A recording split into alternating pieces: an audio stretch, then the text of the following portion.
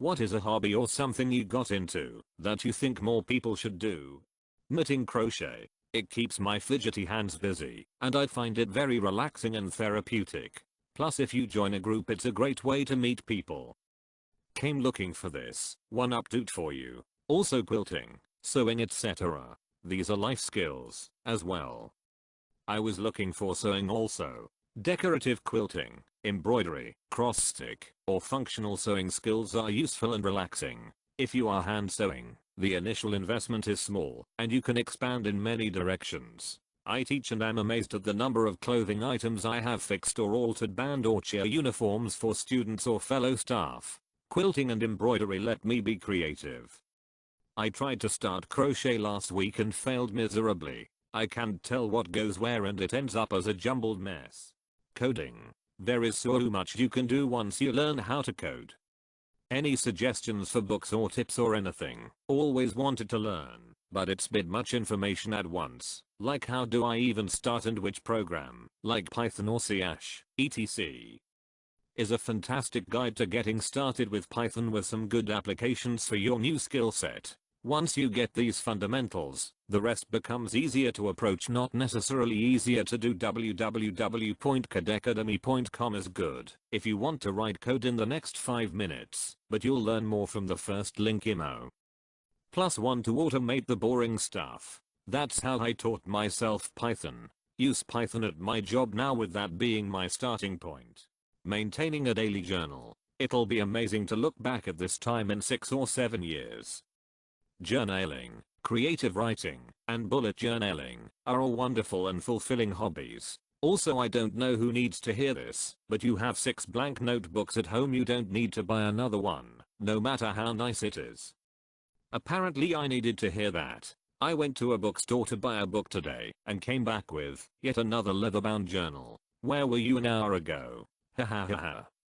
Wish I could get a nice leather journal. I'd write if I had one. What? You mean you don't have 30 empty journals in your house for no reason? I thought everybody hoarded blank journals. Painting really helped me with my stress and anxiety. Honestly, such a relaxing art form. One of my favorite memories from last summer was painting while it was pouring outside, just calmly listening to the rain. I think this is why Bob Ross is such an easy thing for me to watch. The way he paints just mellows me out.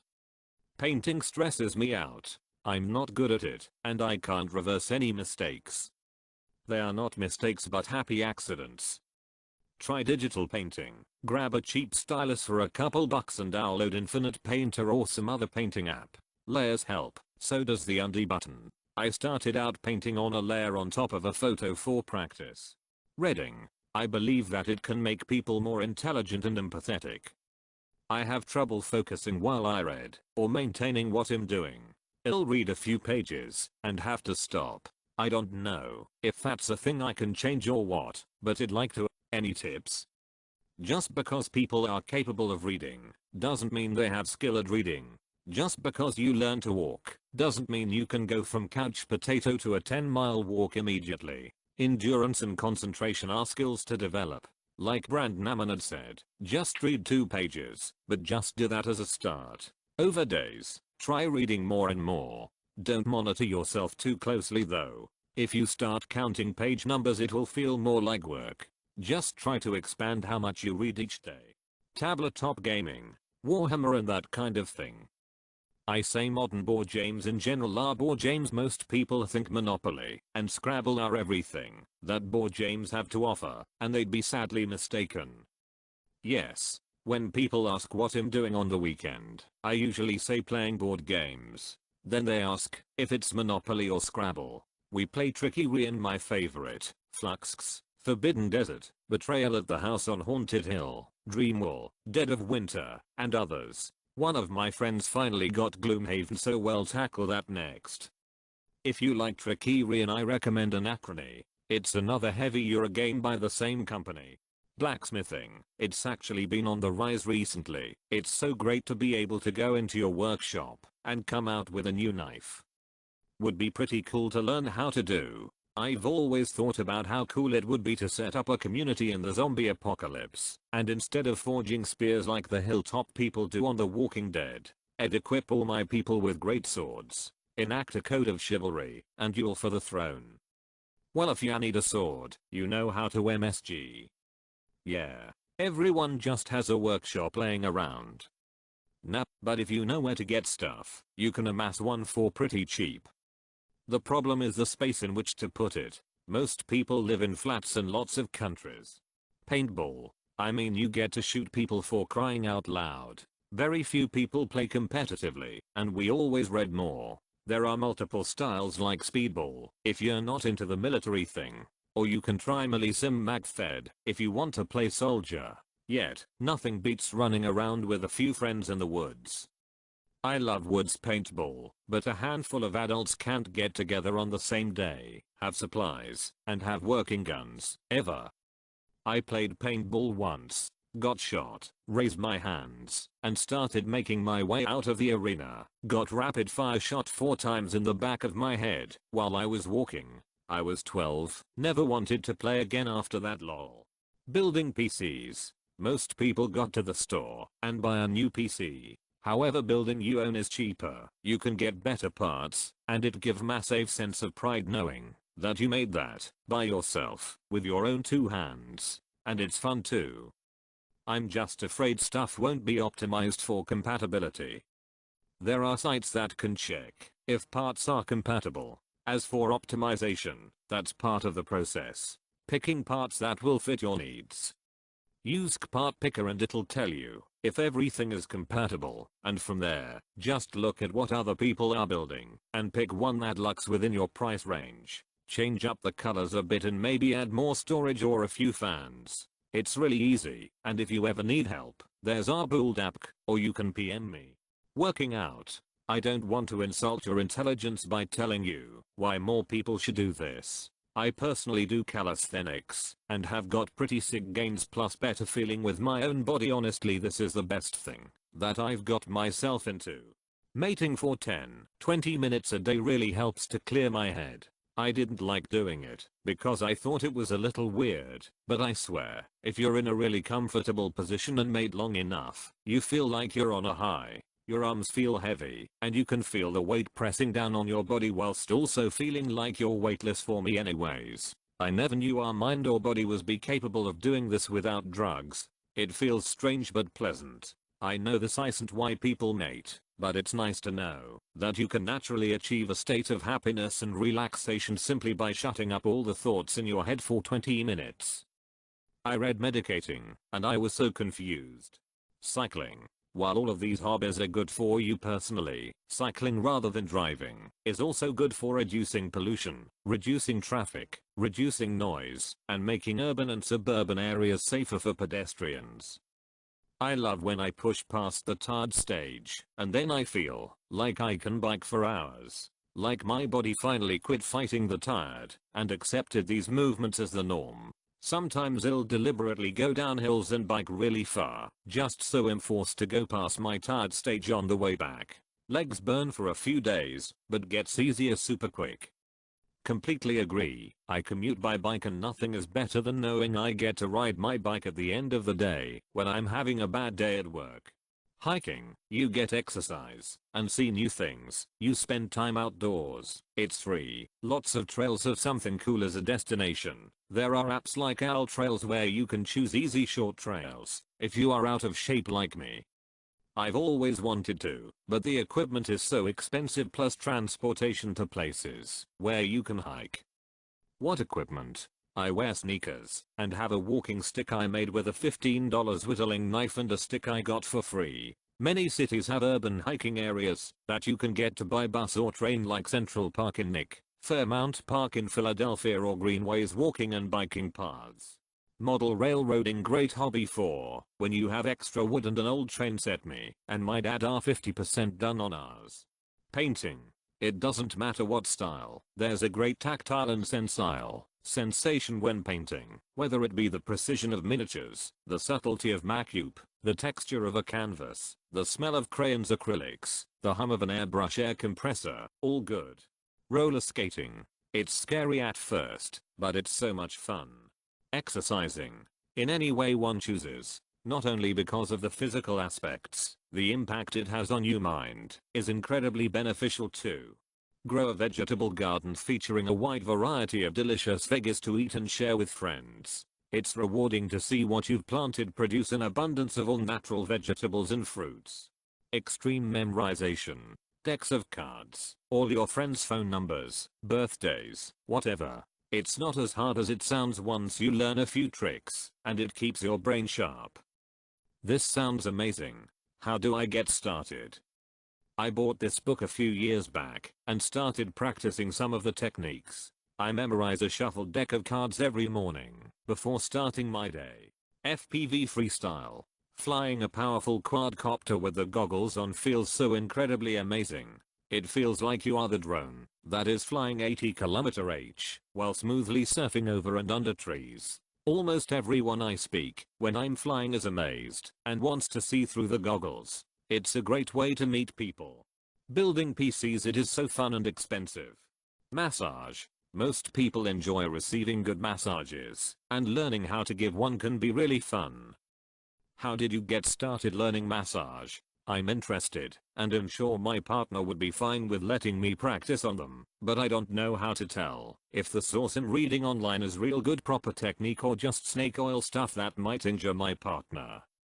I won't try to learn from the internet, honestly. I started learning Thai massage from some yoga friends, but eventually I needed to start taking real classes.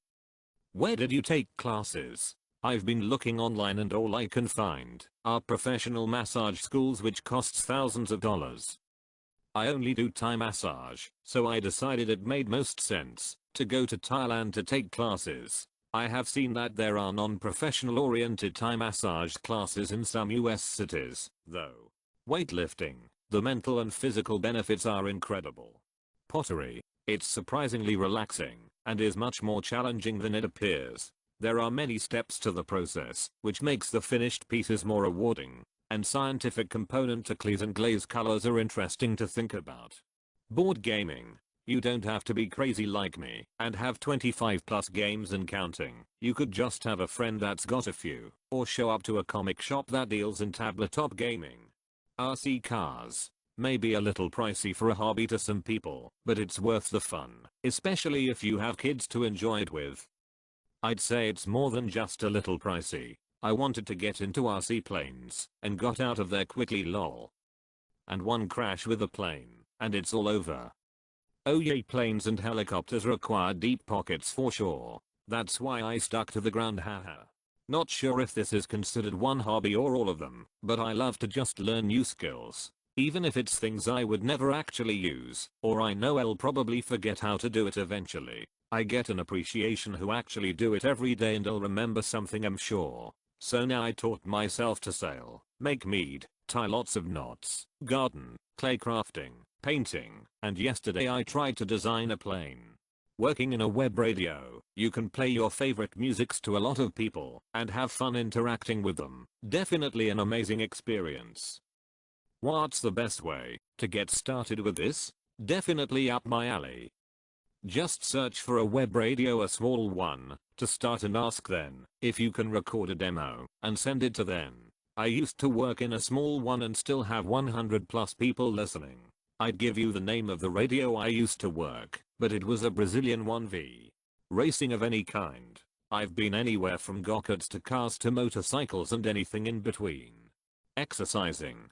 I don't mean the how to get a hot body fast with this routine kind of exercising. I mean going to the gym, running for 30-45 minutes as fast as you can manage to. I had never exercised on my life. I wasn't overweight either, because I'm the kind of person who just doesn't eat a lot, and I just feel 5x better with myself, and in general than I used to, since I work out daily. Plus, the rush when you manage to up the weights, lower the time per mile kilometers, or do an extra pull-up is just so great. Anything other than video games and Netflixing. So many kids and young adults live on a screen, rather than going out running, hiking, surfing, etc. I'm currently watching my nephew drown in his iPad, while the other kids are picking up worms and playing in the dirt. He can't be bothered. This has to be blatant PO's law. Please tell me I'm getting hit with the PO's law.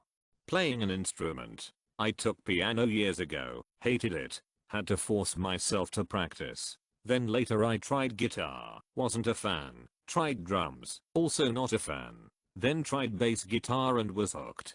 Fast forward a few years, had played in a band and an inner city church, was good times. Now I just play at home for myself.